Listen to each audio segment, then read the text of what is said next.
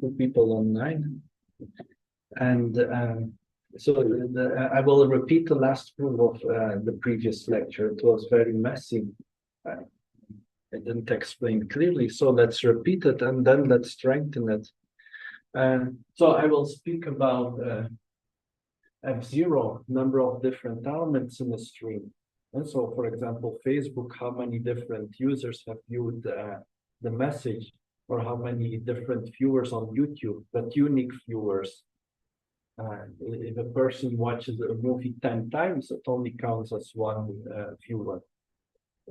Okay, then the other, so I told you that, so from statistics, we have 4 statistics that are relevant for applications: F0, F1, F2, and F infinity. F1 is kind of trivial, just how many elements in the stream. So then I will speak about F2, and this 3 times the same technique we will use with Chebyshev bound, just to make sure you understand it. And in the seminar, there is one more for F1 statistic. So you will briefly discuss it last Morris algorithm in last seminar. So you can count, you can maintain a counter not with log n bits, a counter that goes from 1 to n, using order log n bits. I mean, it's kind of academic thing, but the proof is a nice illustration of what we've been doing here. Okay, and then I will switch to the lower bounds. There is easy lower bound for F infinity for deterministic algorithms. But then there is a question, what F infinity is a maximum, how much appears the max, what is the maximal appearances of an element in the stream is F infinity. And then we will see for deterministic algorithms, it's kind of easy, but for probabilistic algorithms, much harder. And so we will set up a formal framework using one-way communication complexity. And then we will speak a bit more about other upper bounds, and also probabilistic lower bound for F infinity. So we will speak about all of them. Okay, so let's just start. So last time, I should take my notes in order to teach better than last time. Okay, so last time we proved that there is a streaming algorithm that computes number of different elements in the stream up to a factor 6. So the estimate could be at most 6 times larger or at most 6 times smaller. And the space used by algorithm is, what do you remember? It was, order. So M is number of different elements. N is the length of the stream, and it was order log M. And so estimate was right with probability 2/3. It was probabilistic streaming algorithm. And so the theorem, there exists streaming algorithm that on input epsilon, and then the elements A1, A2, up to AN, they belong, their numbers from 1 till n, uses space order log m. That's the number of bits it needs to store, and satisfy probability that F0 divided by 6. I realized that we can have strict inequalities. So algorithm on A1 to n and 6 times F0 is at least 2/3. There existed a streaming algorithm, let's call it alg.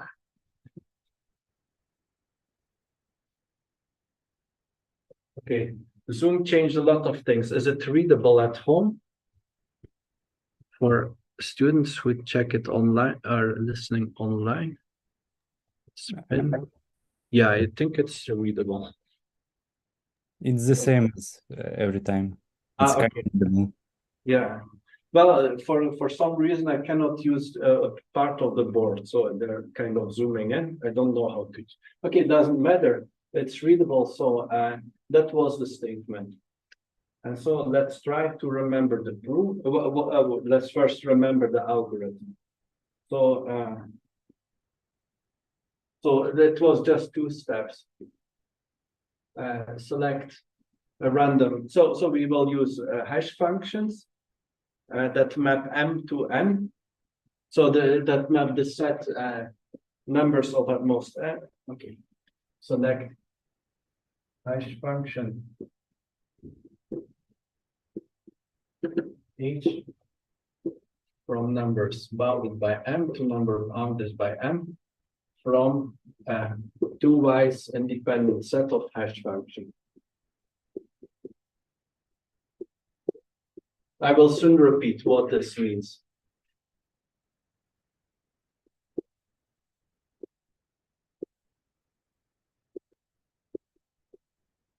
And then the second part, and then output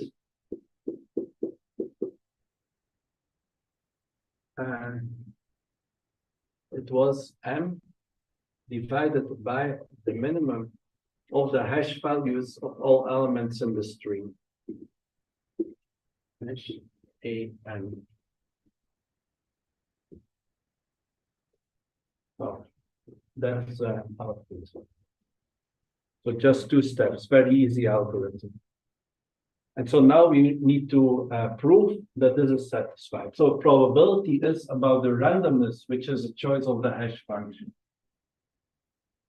Okay, and before I start to prove, let us say what is two-wise independent hash function, or more generally, k-wise independent hash function. So for F2, we will need four-wise independent hash function. I guess some of you already learned this, right? So, so we have a set H. So it has functions from M to N.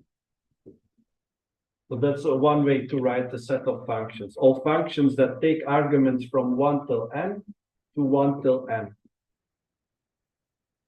I can even do it more general, okay, between two. Okay, but let's stick with what we need. Is k-wise is a set of k-wise independent hash functions.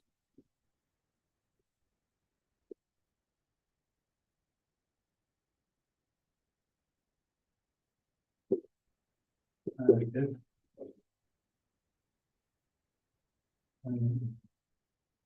for all x1, x2 till xk. And so these have to be pairwise different elements. So that means that the size of the set x1 till xk equal to k. I don't know in general how to write it pairwise different. So the probability, if we take a random hash function from the set, the probability of okay, also we need for all y1 till yk and probability that H. What do you mean by for all n's with it is a cardinality of? Yeah, so the cardinality of these k elements is k. I mean pairwise different. Okay. All the inputs have to be pair. I don't know how to write it. Okay, I can write it in words, pairwise different. I understood. Yeah.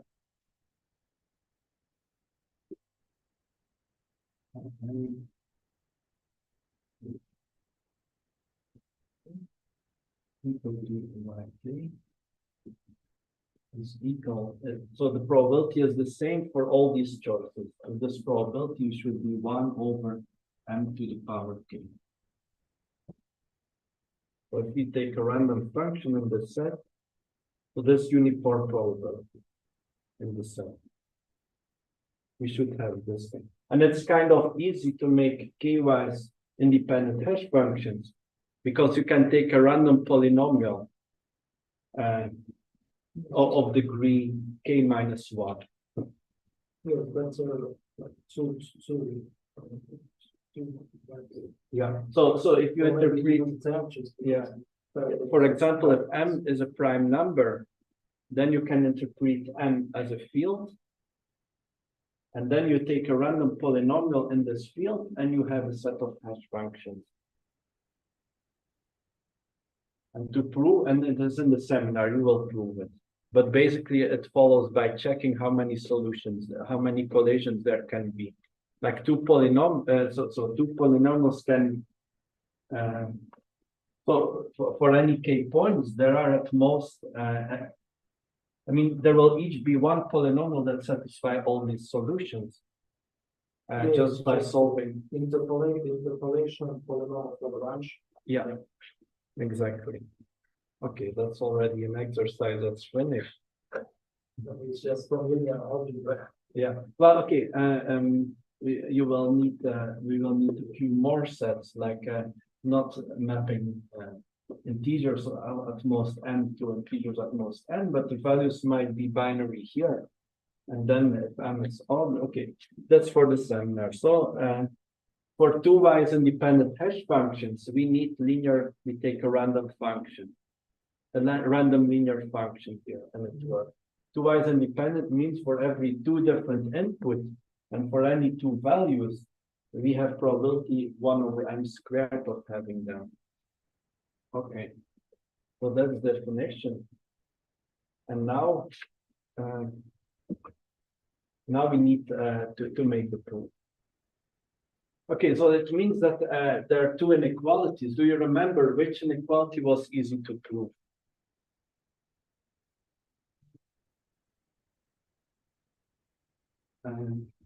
So it was easy to prove that this minimum cannot be too small, and that means that our estimate is not too large.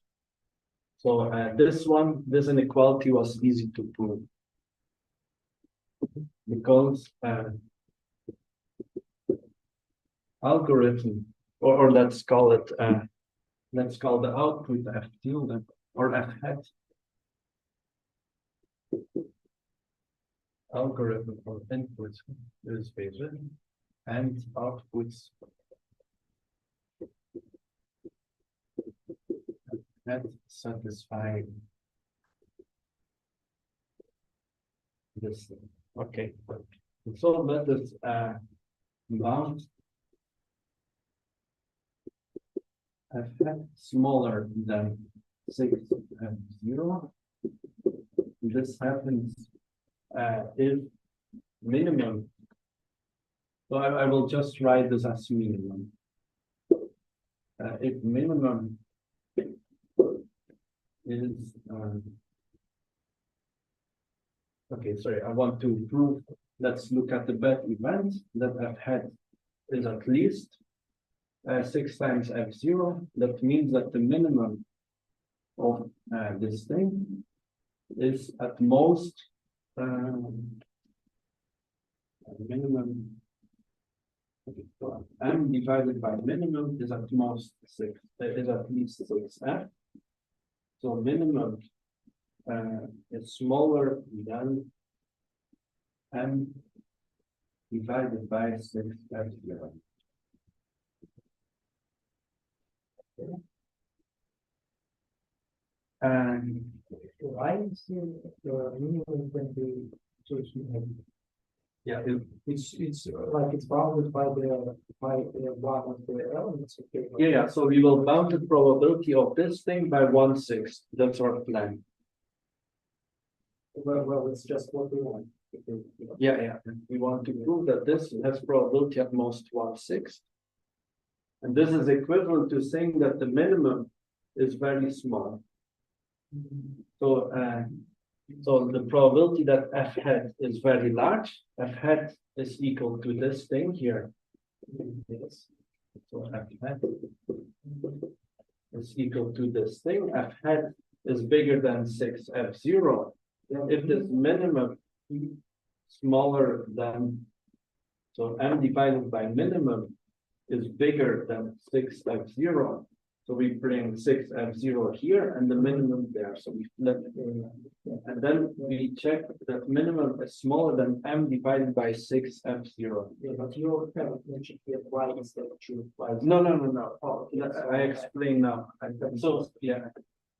Let us now look to probability that the first element, a1, is smaller than m over 6f0. This probability is exactly equal to 1 over 6f0. Okay.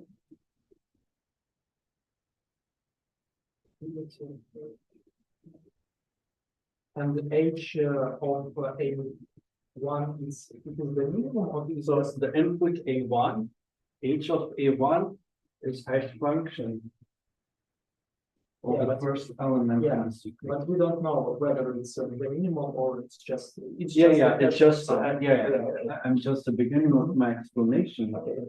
This for the first element in the sequence. Okay. Now let us define the event xi, its indicator of the ith element in our sequence.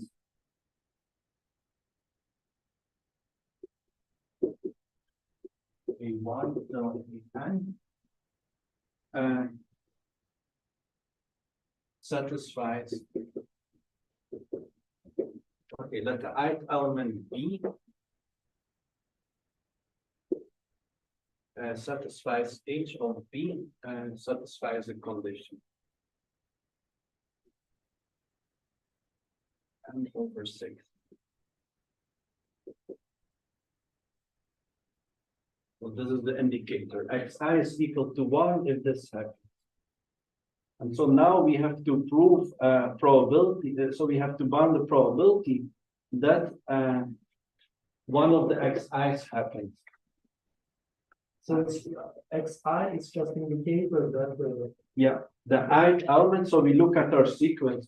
And note this is a set. So some elements are repeated, but the size of the set is f0, number of different elements in the string. And so we have for f0 variables. And so probability that x1 or x2 and so on, or xf0 happens. So, but the ith element is just AI, yeah? Yeah. So that's just h of AI. Yeah, plus but I equal- view this as set. And so I remove repeated elements in the set. Notation is a bit strange, but otherwise it's too long to make it completely clear formally. Yeah. So it's not AI in general, it's just, okay, yeah.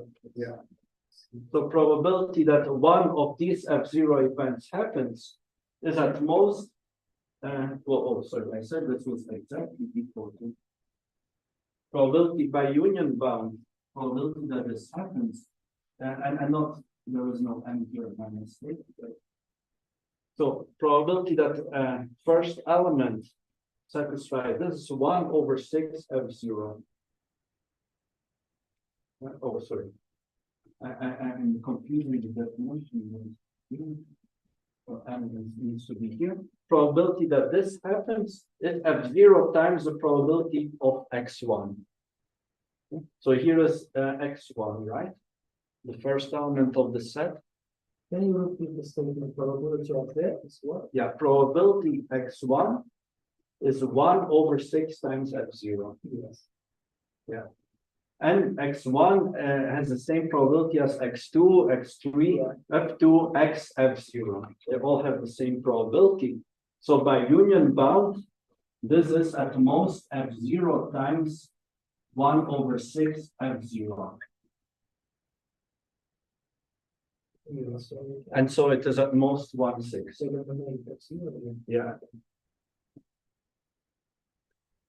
So I need some space. So what we have proven is that probability f hat at least 6f0 is bounded by 1 over 6. So that's our first step. Okay, now please ask questions if unclear. You because I need to delete it to make space. Or I can make a bit of space here.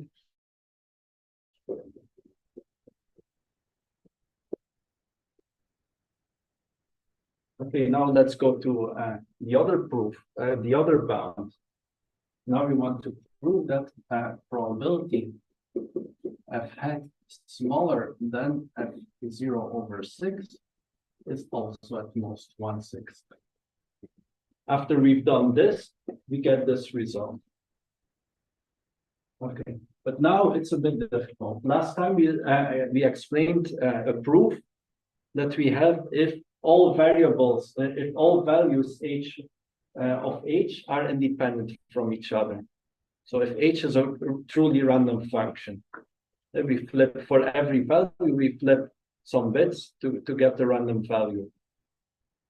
In this case, the proof was easy, but now we have to, we can only use pairwise independent because I said take S from pairwise independent set.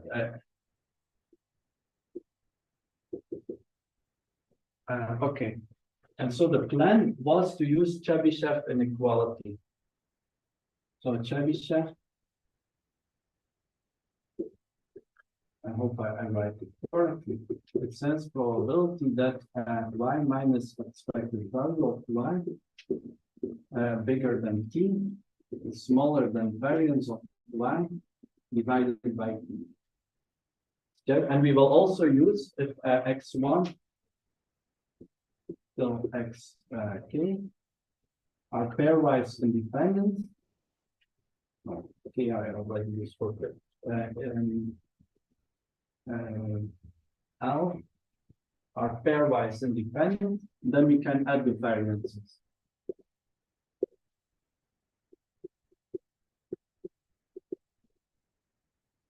Then the variance of x1 plus xl equals the variance of x1 plus the variance of xl. Okay, just additivity of variances. Okay, and now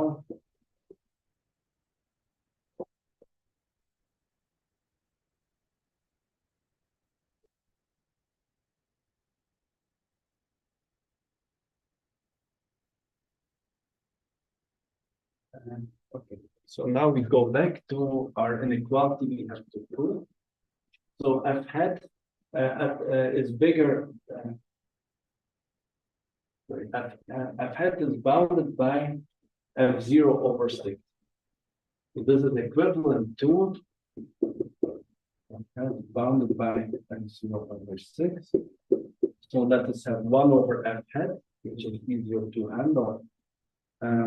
So we have 1/f0 bounded by 1/6 f hat.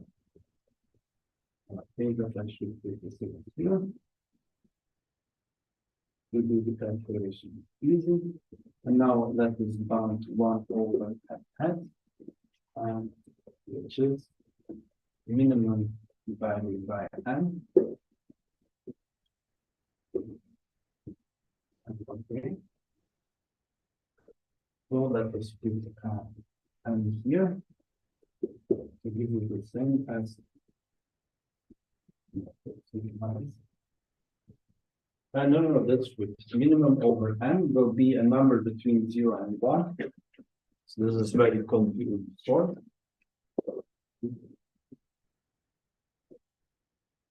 Okay, and now I will again introduce variables. Let us say xi is equal to, I need to do it right, otherwise it will be a mess.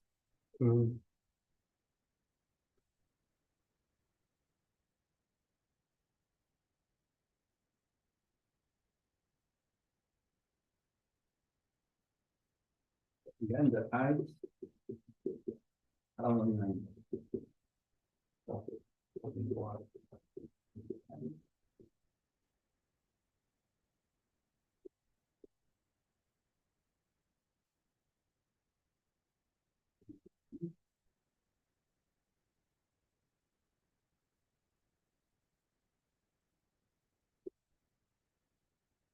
and smaller than 6m over MC.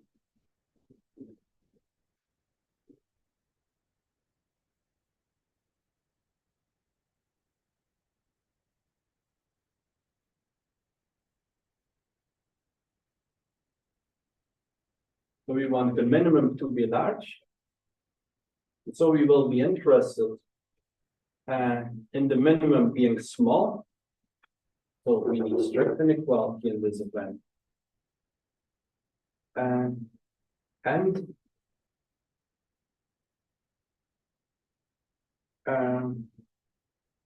we want to look at the event that none of the xi's happen. So the 0 will be smaller than 0 divided by 6 if not x1 and not x epsilon. Like this. Okay, so that's our event we are interested in. So none of the xi's happens. And what is the just M is the size of the field, of the range of the hash functions. so it's not big M, it's just the Yeah, sorry, it's small m, yeah, okay.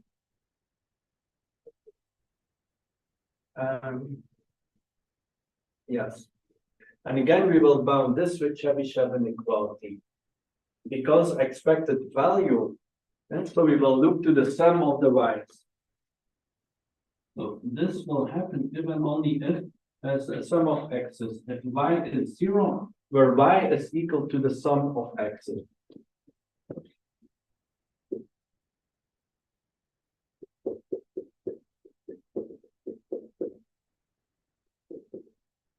And 0. Okay. It's a bit unfortunate that important places happen on the worst corner of the recording. Okay. So we need to bound the probability that y is equal to 0. Okay. So by now, I guess you know the algorithm.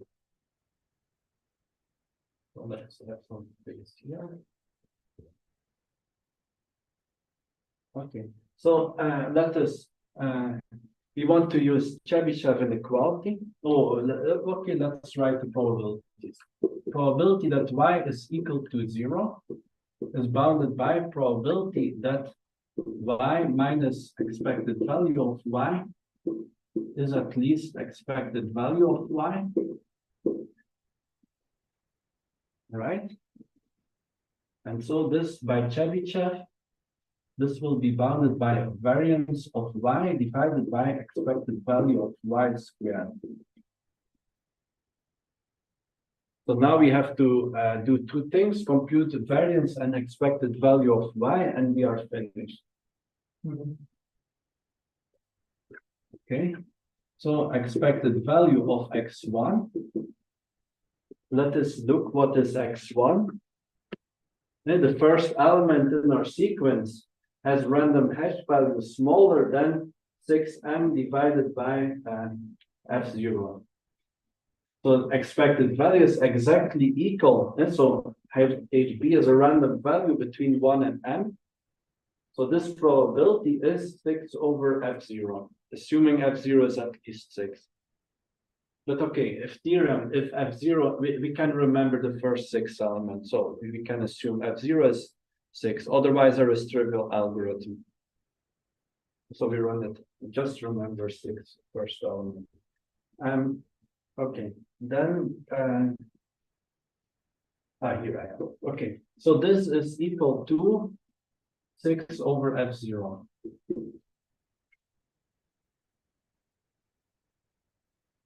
Up to rounding, I guess. No. Okay.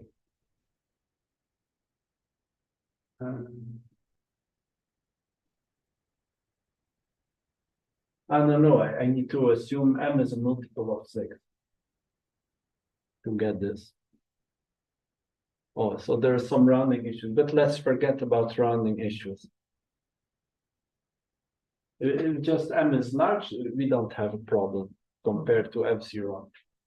So we will just, we should take m enough above, so we should take different m here to make sure that rounding is negligible.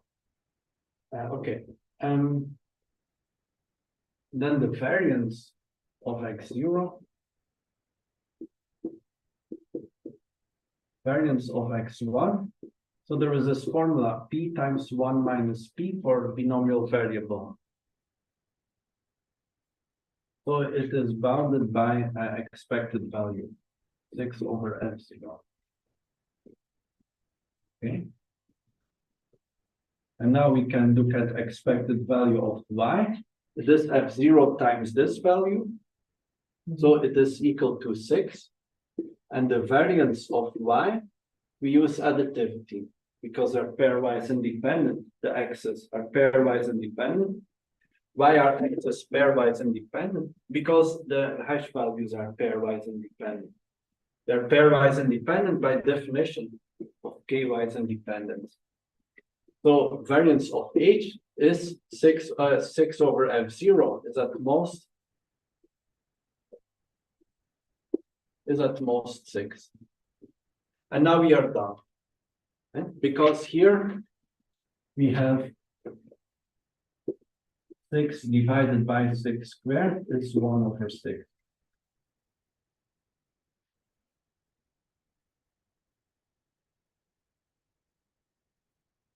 So variance is at most 6.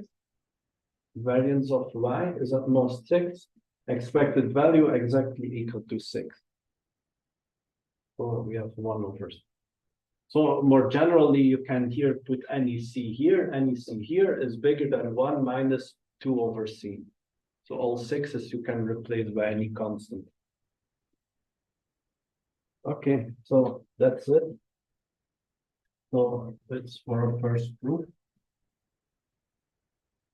Now, okay, 6 is quite a big bound. Imagine you want more precision for your measurement. So we will modify the algorithm. So we still use 2 wise independent hash functions. But now the plan is to look to the t smallest element. And the output will be equal to t times m divided by the t smallest element. So instead of dividing by smallest element, we divide by t smallest element and multiply by t. And so know that if we have unit interval and we have a bunch of random values there, if we have k random values, then we said that the smallest value is about 1 over k. And the t smallest value is about t over k.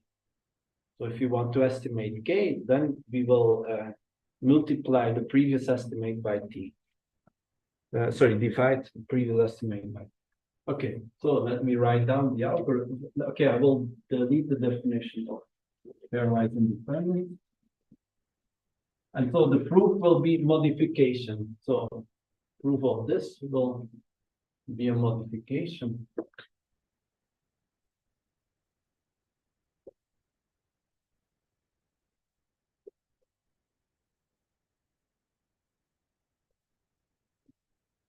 Chebyshev you still need. Additivity of variances, I guess you still remember. So now we're moving the vector to the 1 plus x. Yeah.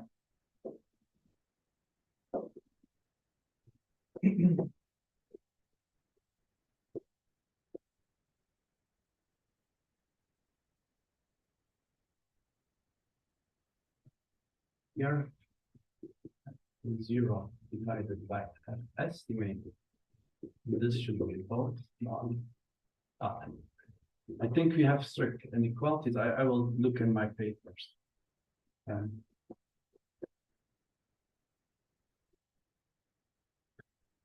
So now both proofs you require Chebyshev inequality.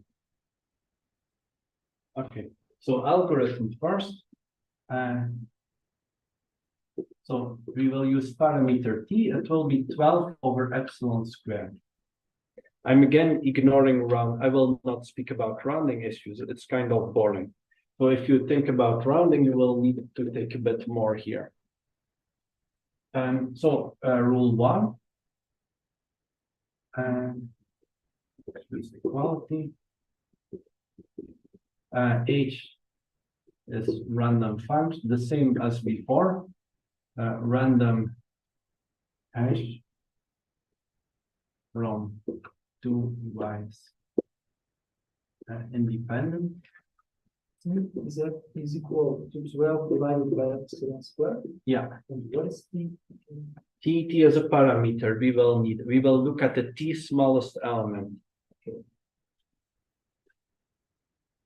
okay. Then V is equal to t smallest element of HA1, HA2. Okay, and then output F is equal to M times T divided by epsilon Divided by v. So I'm following the notation from the paper. In the paper, they use bigger hash values to deal with rounding, but I'm kind of ignoring. What is M multiplied by T and. Yeah, what is I will M? write it better.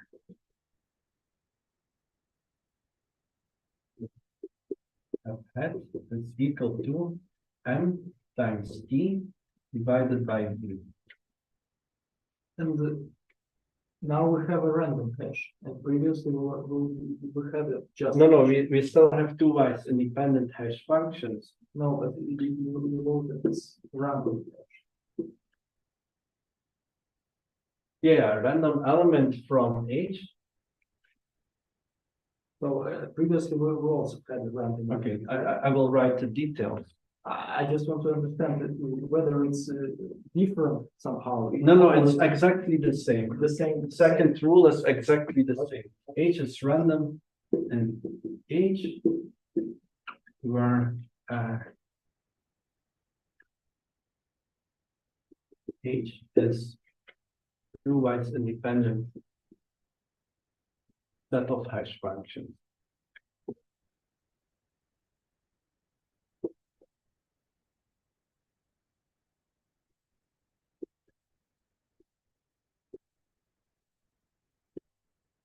Okay, so now we again have to prove these two claims. So we will prove probability that F0 over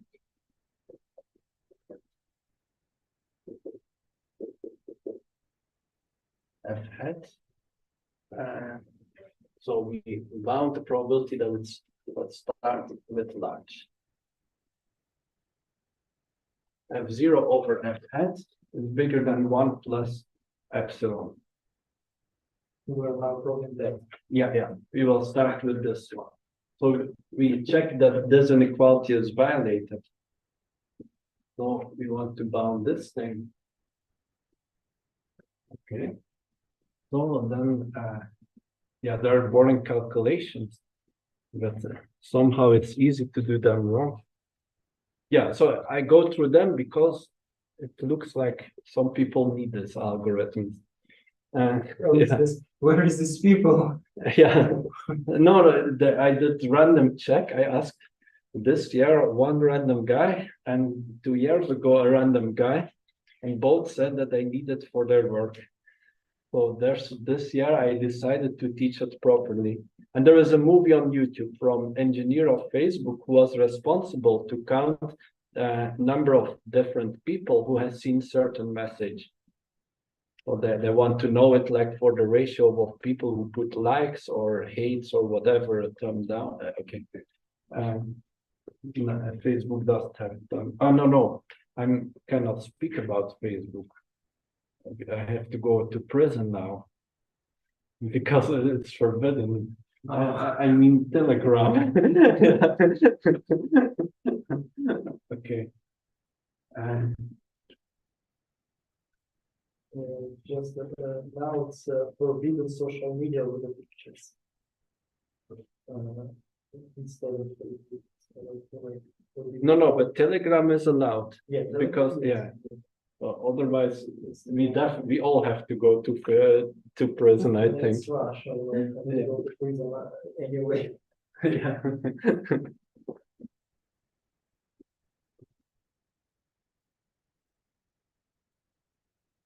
Yes. I need to prove this thing. And so this is equivalent to. It doesn't help. It's not.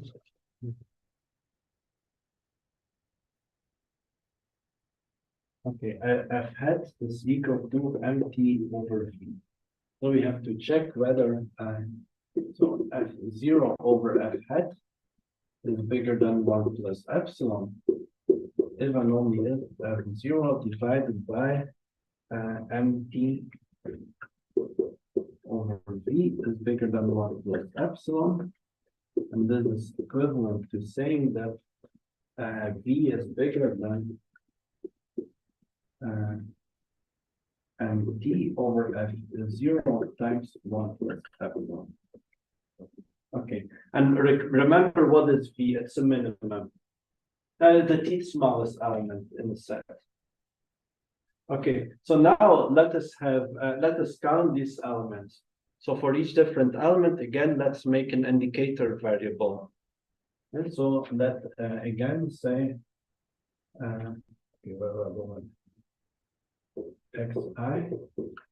is the ith element of A1 till AN. Eight on F again. Forgot to give it a name.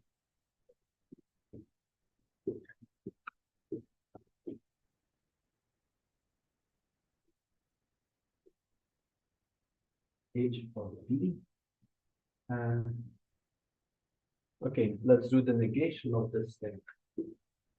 Satisfies smaller than MT over M0 times 1 plus epsilon. Okay. And now we are interested in the event that there are at least T such variables, that there are T. So we are interested, so that Y equal to, as usual, x1 plus x0.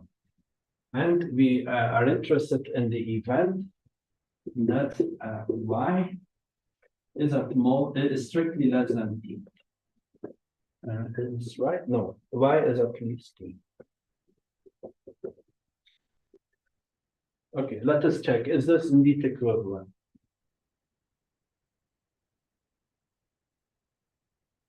So if we have many elements for which a hash value is small, then the teeth element will be too small. And if the teeth element is too small, our estimate is too big. And that's what we want to check.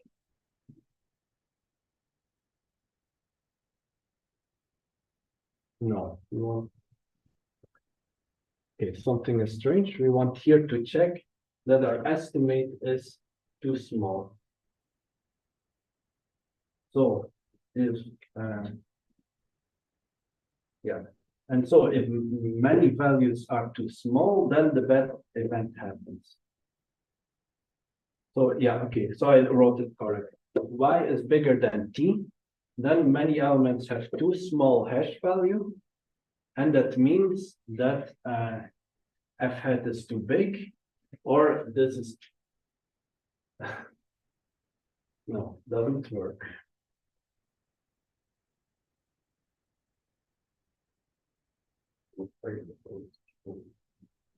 Huh?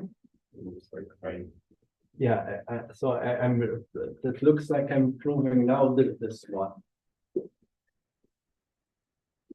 Yeah, let's recall, we have the sum of x's, and each axis, probability for each axis is mt divided, mt1 plus epsilon divided by 0, yeah? And we want this sum of this to be bigger than t. Yes? And so we want to bound this probability. This is equivalent, so I substitute here. So this is checking whether f hat is not too small. F hat being small should be random. F hat being small. That means V being large. Okay. Here is V being large. And here I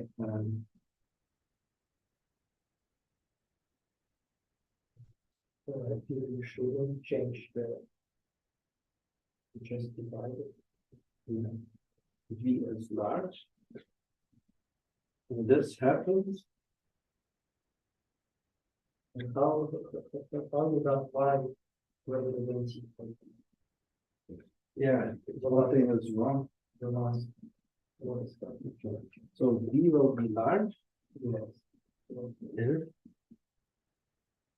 If T smallest element, T smallest element is large. we have, if Y is big, Y. Y, no, Y.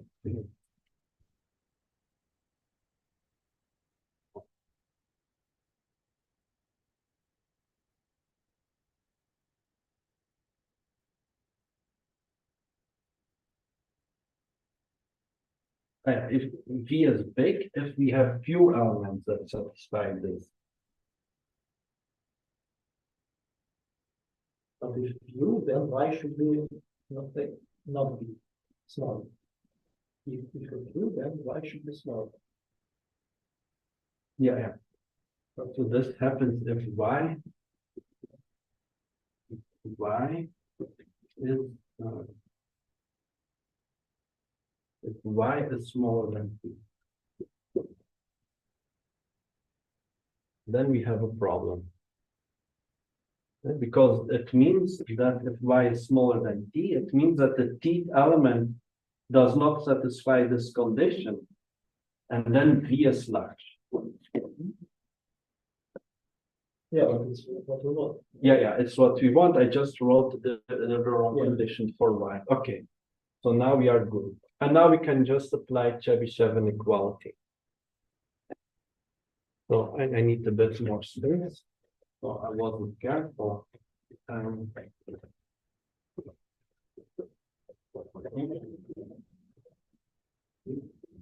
If Y is smaller than T, and now let us two directions. And now again we do the same computation.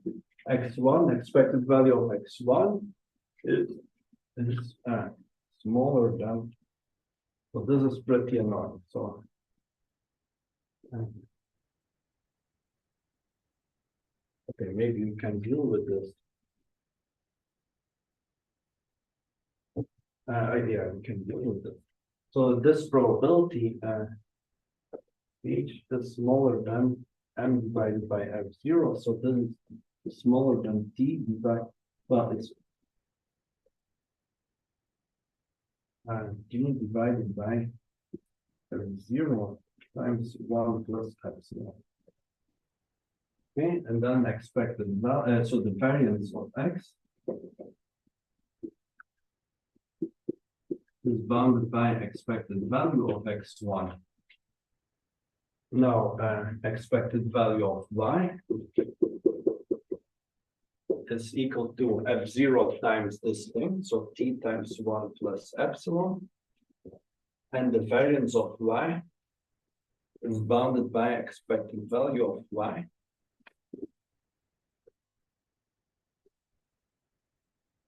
Okay. Now I need some space to write down Chebyshev. What should I delete? I'm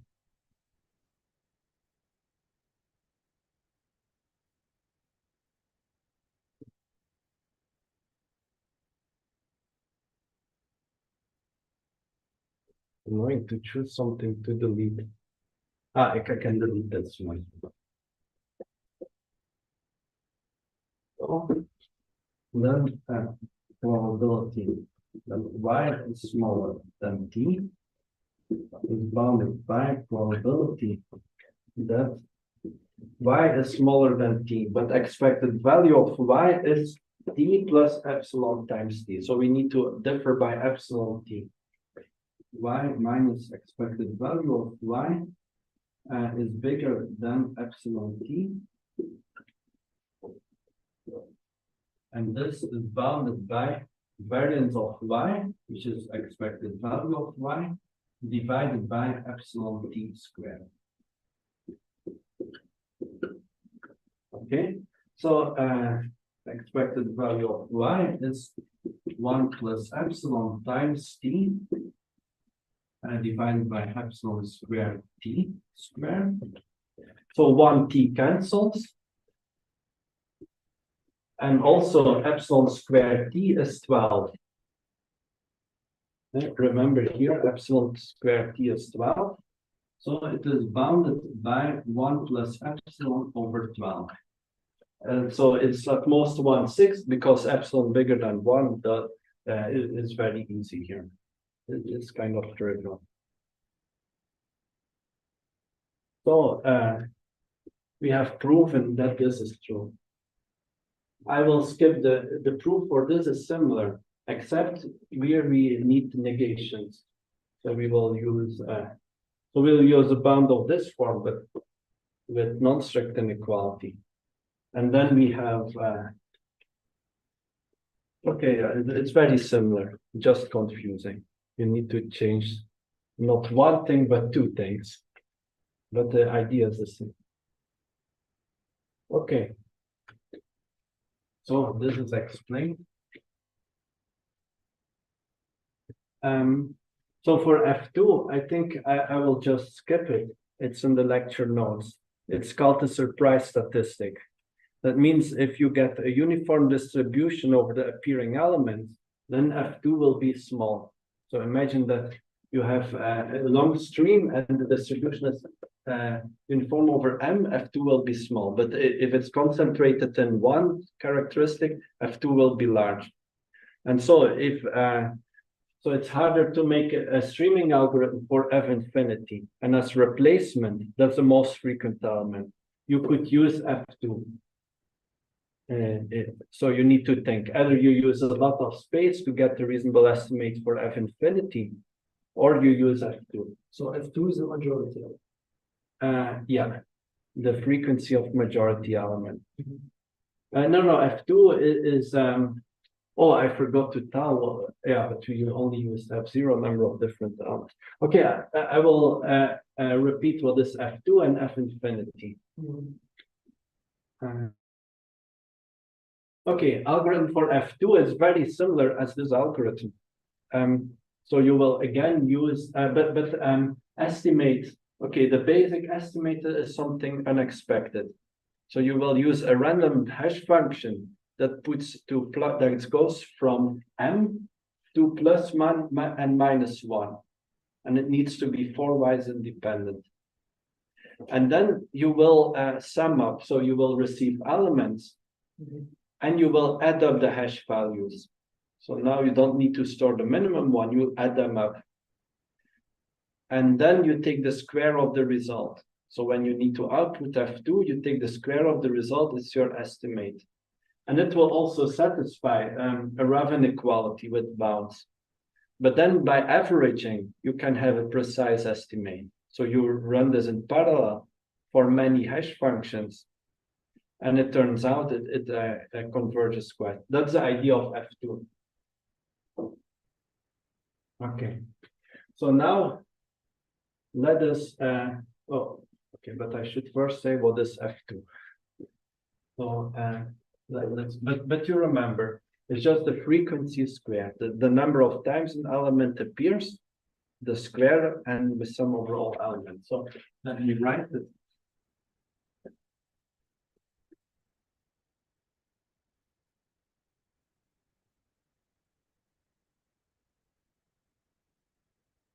So let Ci, or let's call it Cj, is equal to the number of time element j appears. Number of ai equals j. So that's the frequency of jth element. And then the general definition, Fk is equal to sum j equal 1 till m number of the different elements we can receive in our stream of Cj to the power k. This is Fk. So now remember, F0 is number of different elements. This is because of convention, 0 to the power 0 is 0. I think I somewhere saw the definition when we should take C, then the power k of C, and then this sum to the power 1 over k. Yeah, this definition of norm, but in all books about streaming, they don't take this kth root. And this is a bit annoying for definition of n infinity, because it is just the maximum over C1 till.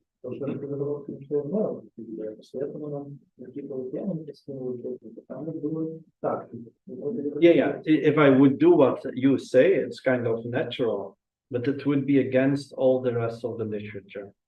Then when you read something, you will be confused. So I will not bother. I mean, there is not enough reason to change the convention. If it was really annoying, then I would change it. But actually, for these estimates, it's better. There is actually good technical reason to not take the root. Okay. So now let us say that F infinity, it's like important. Like in router, if you want to have denial of service attack, you want to know whether there is IP address that's asked a lot.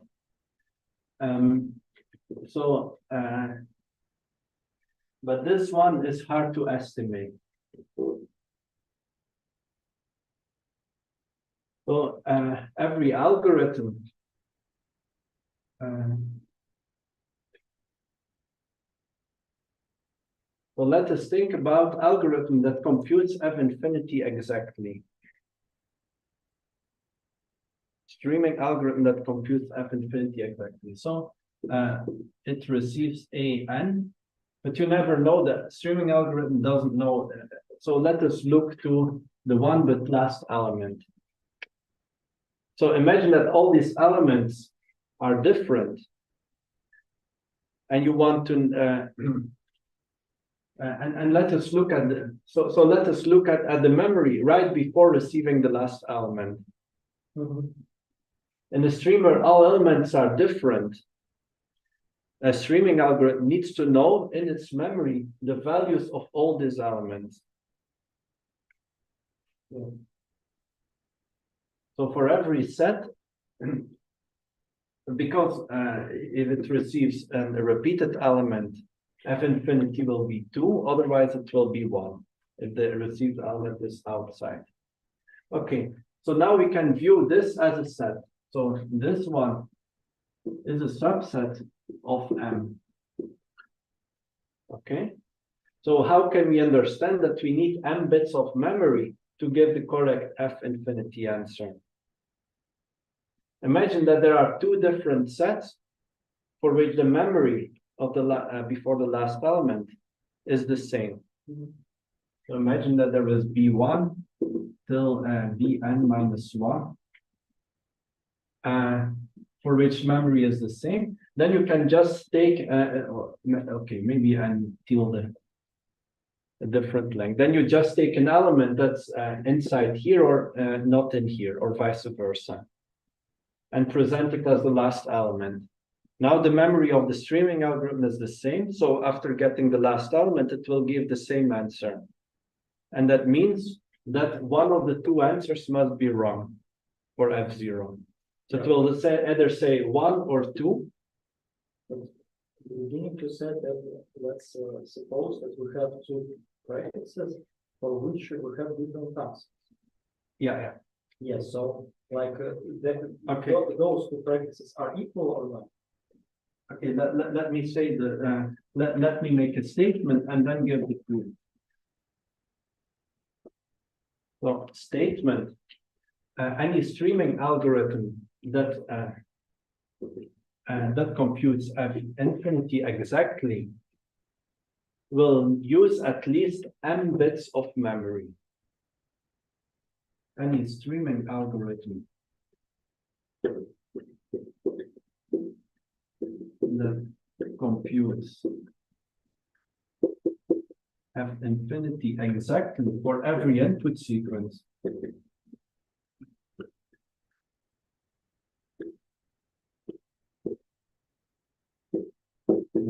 then uses at least m bits of memory. Okay, so this is our theorem.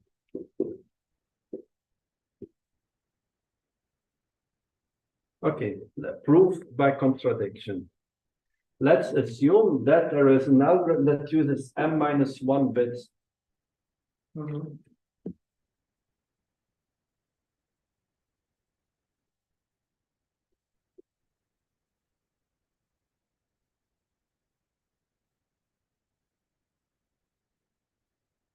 Assume algorithm uses m-1 bits. Then I claim that there exist two sequences. Yeah, two different sequences, so that before presenting the last element, the memory is the same. And why is this? Every sequence can be associated to a subset of the m elements. There are 2 to the m such subsets. We have two m-1 bits of memory, so 2 to the m-1 states of the memory. So there must be a state of the memory that's obtained by two different sequences. And then by presenting a last bit here, last element that is either in this set or not in this set, or in the set difference. We know that the algorithm must say the same because its memory is the same, but the answers are different. So poor algorithm cannot answer correctly. Let's do this next, please. Yeah, okay. First of all, you claim that there is at least two. Yes, at least two. Yeah, so here are the states of the memory, and here are input sequences. Okay. You claim that there is at least two input sequences. Yeah, which we have. Okay, I will say input sets. Okay. So we can pick two sets, and when we feed it to the algorithm in some order, we have the same memory states. Yeah. And this is because here we have 2 to the m different sets, and here we have 2 to the m-1 different memory. Just pigeonhole it. Yeah, pigeonhole. So we know that for every input set there is some memory, and there must be a memory that's used by A sequence and B sequence. And then as last element, we will as next element, we presented an element in the set difference. And so there is easy proof that computing F infinity exactly is hard. But by the same proof, computing F infinity approximately is also hard. If the precision is 5/4, for example. Why? Okay, approximate. What do we do? Yeah, it's kind of like One time we need to prevent algorithm will reach output with probability 5 for Yeah, it's correct. for the task. Yeah. So for epsilon equal to 1/4, we are so the answer has to be correctly within 25%. Yeah, but actually it's not at least two. This we claim that there is exactly two because of the differences. It's two. No. Well, it can happen that there are three input sets that go. So there is a memory that has at least two, corresponds to at least two input Yeah, but sequences. then we have like a not used memory. Yeah, then we don't care about this one. Yeah, it's possible that some memory is not used. Oh, okay. Yeah, but every input set must have some memory because we run the algorithm to see what's in the memory. Okay. That's clear. And what you said about 25%? Okay, so this is, I spoke about streaming algorithm that computes F0 exactly. Exactly. But that's too strong. Approximately is already enough. For example, okay, let's say extreme, within 1% accuracy. So now we want to reduce the number of bits, yes?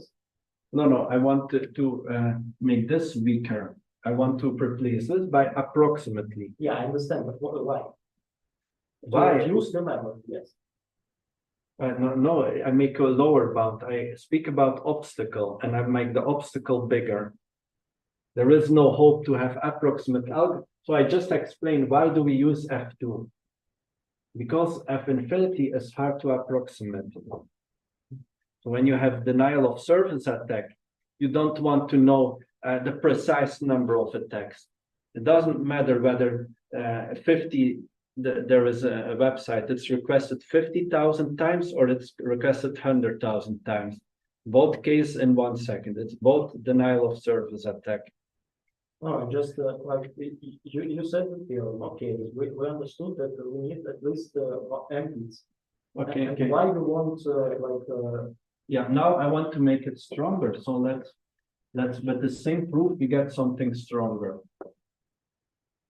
So compute F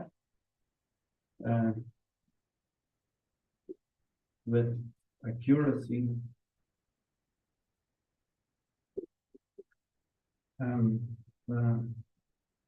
1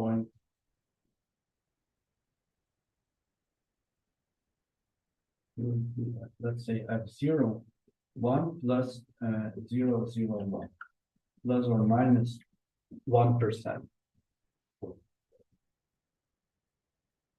Then I know this algorithm will also use m bits of information, at least m bits of memory. oh, so yeah. So if we're being honest, to have an algorithm which counts exactly at infinity, we need not m bits. We need more than m bits and at least m bits of memory. we prove that m. But if you can take hardware theorem for the same m bits, I think that to count it exactly, we need more than bits. Yeah, so no, I'd say if you're already happy with approximate, then you still need to pay m bits of memory. That's what I'm saying. Equally hard. Yeah, at least, yeah, equally hard.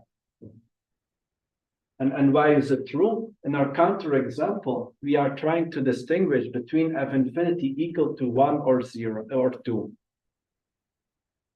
And so if we want the answer within 1% correct, we still have this confusion between 1 and 2. So we can output like, but if we want to compute f infinity up to factor 2, then we can do it. I mean, this proof is not enough. So we can with that already one concept, so it's equally hard, but yeah, and also f infinity approximation is already easier. Yeah, and plus 2 is also equally hard. But when we higher factor, when we keep increasing this, so when we say 1 plus or minus 0.8 or something, we need different proof. I think it's impossible. I don't know for sure. So what's I think it's also impossible, but it's a bit weaker. what is the threshold? 0.8. 0.8. It's just an example. It's not important. But here, for this threshold, we can also not do it by precisely the same proof. Okay. Okay, this is all confusing, and it's very good it's confusing, because we can make it less confusing by introducing one-way communication complexity. So then we will have more clear proof. So let me first introduce what is one-way communication complexity, and then hopefully you will understand this lower bound. So next lecture, it will not be used for colloquium or exam. I will go further on this communication complexity story and do complete proof. So this results for F0 and F2 that we've seen, they are optimal. But you will tell just the communication complexity story, or will you will use the stream analogy? Yeah. So I will look to dependency on epsilon, on delta, and maybe not on delta. Okay, I will just say that we can compute F0 and F2 so in the it's way just, we do, and and we cannot improve anymore. so it's about stream analogy. Yeah. But the lower bounds will all come from communication complexity, and it's not so trivial proof of communication complexity result. Okay, so let's first say what is communication complexity. It is a one-way communication complexity. It's time to avoid the language. Yeah. So this it's to help him. I will explain this. Otherwise, students think that this is just theoretical blah blah. It has no meaning. So here is a place. So it appears a lot, but like complex results where in applications where a lot of things come together. But here it's kind of more clean application. So that's why actually Podolsky told me we should teach this. Otherwise, students will think that we are just torturing them for no reason. While it was just like theoretical topics, it was more interesting than streaming algorithms, is like at least for me. Yeah, I know, but the students from two sides. So they're not here in the stream in the class, but they watch on YouTube. Well, the homeworks were a bit strange, so I don't understand what's happening. Okay, anyway, everyone needs to be happy. So, but it's good if you study theoretical computer science and know how this is used in companies. Okay, and let's speak about one-way communication complexity. So there is Alice, and she has input X, and Bob has input Y. And together they want to compute a function. So function is fixed. They want to compute f of x, y. So Bob wants to know f of x, y, but he doesn't know Alice's input. And now a communication protocol is just a way for Alice to generate a message and a way for Bob to get a function value. So one-way communication protocol is just a pair M. So it maps, okay, this is in some input space. And M maps X to strings of a certain length. So just two strings. And a function, let's call it out. And it maps strings and 0, 1 star times y to answers. Okay. Let me write this again.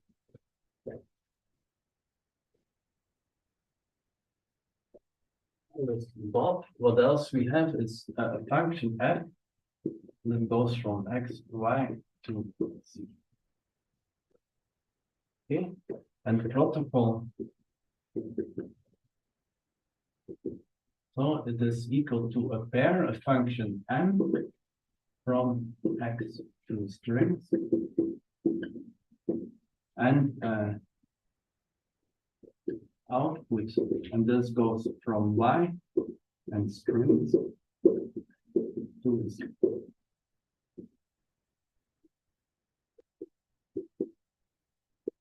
And so you can guess what is the requirement on these two functions, right? So is that for all x, y?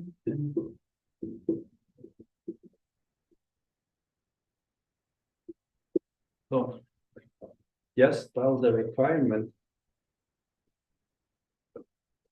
So out of y times mx. So protocol, Alice sends message M to Bob, and Bob gives the answer. You need to revise that or Yeah. And then the cost, or how do they call it?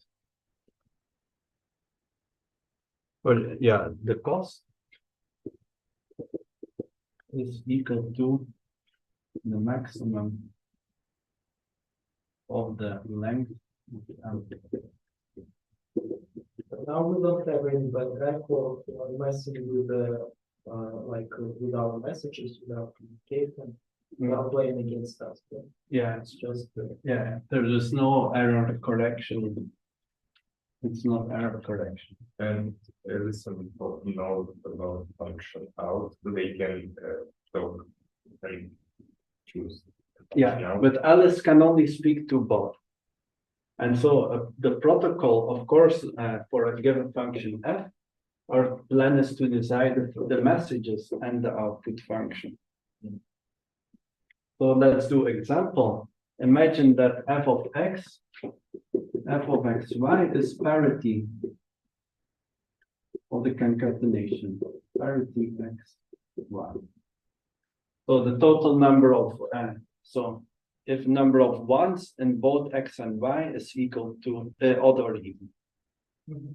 So sum of x plus sum of y modulo 2. So then there is a communication protocol of cost 1. It is, so what's message of Alice? where should just do the same. Her parity. Oh yeah, that of course is always possible. So Alice can send x in binary. So the cost can always be bounded by a logarithm of the size of x. Yeah. Yeah, but in case of parity, it's better function. Cost 1 we can have. Because Alice sends the parity of her x, and then Bob adds the parity of his y. Well, actually, that's pretty much true for each function, like conjunction, disjunction, and so on and so on.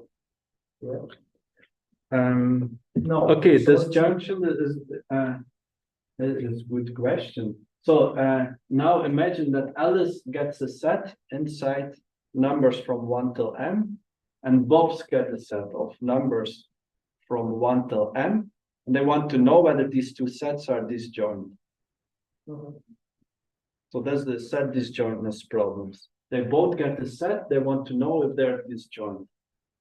So what do you think is the cost of this, minimal cost of this problem?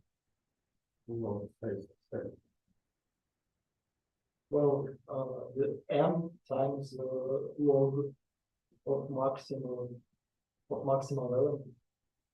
Well, it's just trivial bound. Yeah, right? trivial bound. It will be the log of size of x.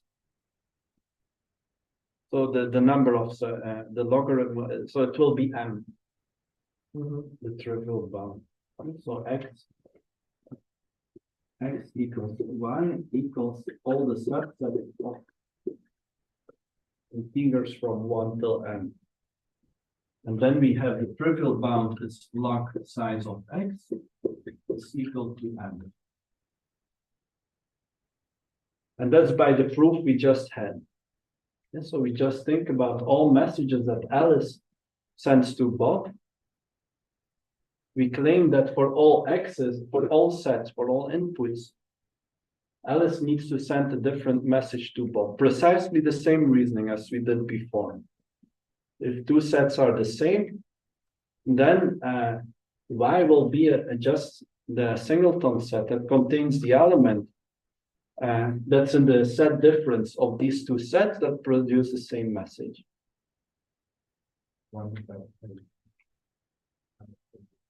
Like we have said, 0 and 1 in the power of n. Yeah. So we can package it. Yeah, so Alice will just send her input to Bob and she cannot do better for this problem. Why can't she do that? Okay, so let us make bipartite graph. On one side, all inputs of Alice, on the other side, all messages. And you want page. Yeah, yeah, Yeah. exactly. And that means number of different messages needs to be at least the number of inputs of Alice. Okay. Yes, and that's precisely the proof we did before. So what is the general scheme? How is communication connected to streaming algorithms?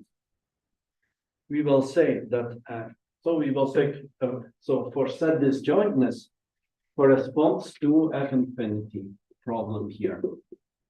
And Alice is a string and Bob Yeah, is the one who is counting some statistics. yeah. So we will say first that if there is a streaming algorithm with small memory, then there will be a protocol with small message length to solve certain problem. And then we know from communication complexity, we can apply all tools to prove that that every protocol has high cost. And then we know that any streaming algorithm must have large memory. That's the moment when things got interesting. Yeah,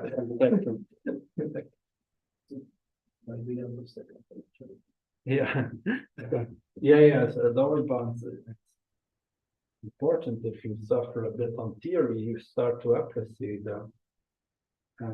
Okay. So, and we will have a theorem that says. Okay. So I spoke about deterministic algorithms. We want a lower bound. So there is a nice lower bound for stat. So we can also speak about probabilistic protocols. That means Alice can have some randomness, Bob too, and with high probability they need to produce correct answer for each pair of inputs. So we prove that lower bound for F infinity is the logarithm of M. Or no, just It's M, yeah. It's a minimum of M and N actually, to be precise. Yeah. But now we only spoke about deterministic algorithm. Now it's a minimum. So it's important for us who is counting the function Alice or Bob. It doesn't matter. Well, because if we like somehow say that Alice should count the function, then it's not minimum. It's just the number of Bob, because Bob should send the set for Alice. So Alice will run the streaming algorithm and then send the memory to Bob, and Bob will proceed the algorithm and check the answer. Yes, but then it's not minimum. Then it's just the number of elements of Alice, because Alice is sending. Yeah. So it's not minimum. Yeah, but the possible set that Alice needs to send is of size M. Okay. So the lengths we need is the input length. So our proof only works if M is proportional to N. And N is the number of Bob. No, N is, well, there are two things. In streaming algorithms, we have M and N. And in our counterexample, we set M equal to N. No, Yeah. wait a second. Before we have streaming algorithm, just with the communication. Yeah. We have Alice and Bob. You say that the amount is the minimum of M and Yeah, N. okay, actually what I say here is not right.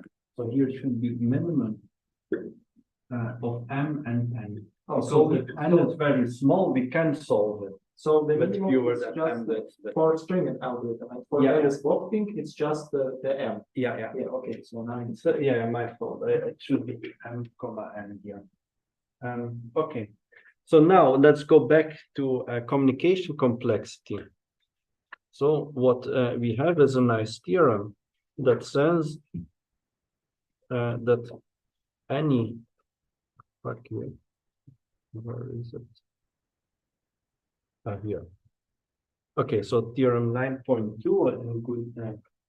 So every randomized protocol. Okay, I don't need to write long definitions, right? So there is probabilistic protocol. Alice gets 2 inputs, X and a random string. Bob also gets random string, and with probability, their answer has to be correct with probability 2/3 at least. And so every randomized protocol. So this theorem is the, okay, far from much harder than previous theorem. Every randomized protocol for set disjointness takes at least omega minimum of M and omega M bits. So every randomized one-way communication protocol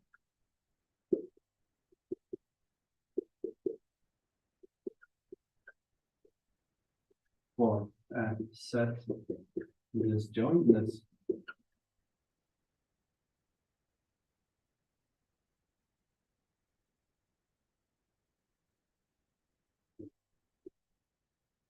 that is correct with probability at least 2/3 for all X, Y, and uses memory at least big omega of N. I hope it's readable. Yes, it's readable. I mean, except for marker, is going a bit bad. Okay, so now we have answer for probabilistic protocols. No, it is easy. So every randomized protocol. At least the omega of M. Yeah, omega of M. And what is the randomized communication protocol?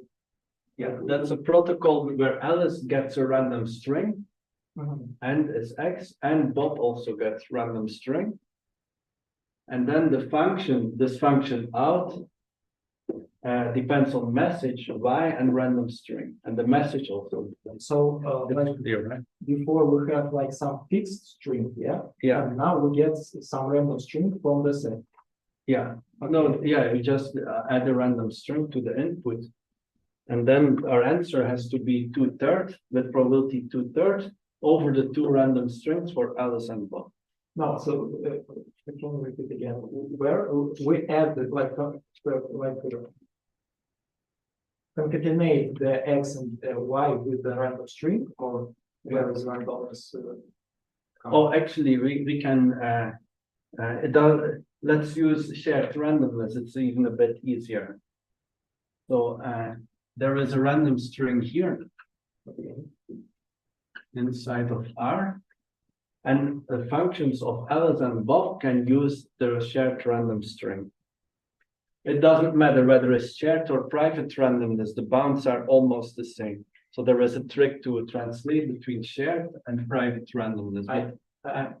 So let us say what is the protocol here. So for randomized, the message will take R times X. I changed to shared random because I now remember that he will give the proof for shared randomness.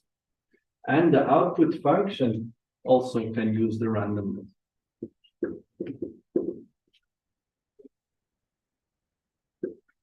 So, and the requirement is that probability over R, let me write it Okay.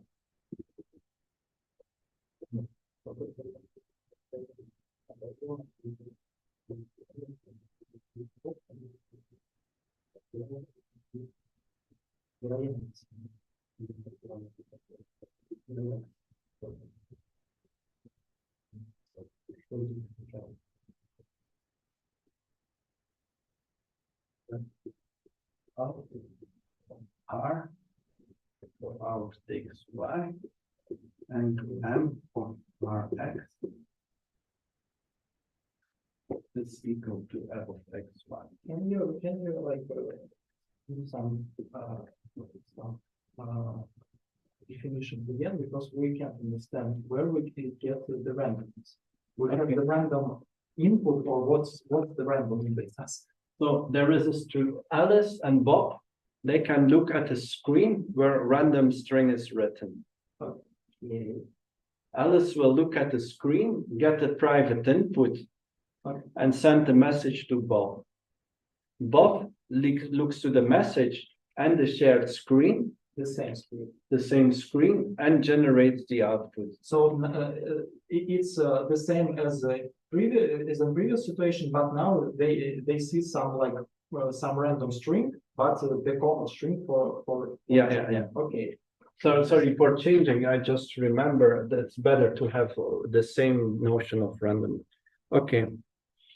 And so now we have theorem here. Theorem. So every randomized one-way communication protocol for Z disjointness uses at least a linear amount of memory in M, the universe size. And this means that any probabilistic streaming algorithm that approximates F infinity has a minimum mn bits of memory. Needs omega, here now is big omega. And so this is the last thing I will say today. And this goes, yes, go ahead. Ah, good, yeah. It was difficult to close your stuff. But not important. Thank you. Yeah. Thank you for the. Yeah, okay. Goodbye. Goodbye. Yeah, so that means that by this result, we can have, but I will repeat the connection later. Next lesson, I will slowly explain this connection again. So let us finish the lecture now, because again, 10 minutes late. Okay, and then the seminar can start in 10 minutes at 9:50. Is everything Oh, sorry, are there more questions? There are more questions, yeah. is a one-way communication means they will do to us. No. And this theorem, we will need some time to prove it. That will be half of a lecture. So we will do next time, we will do more applications. We will speak about 1/epsilon² dependence. Plus, now I only speak about F infinity here. But we will look at the other ones as well. And so next lecture, we will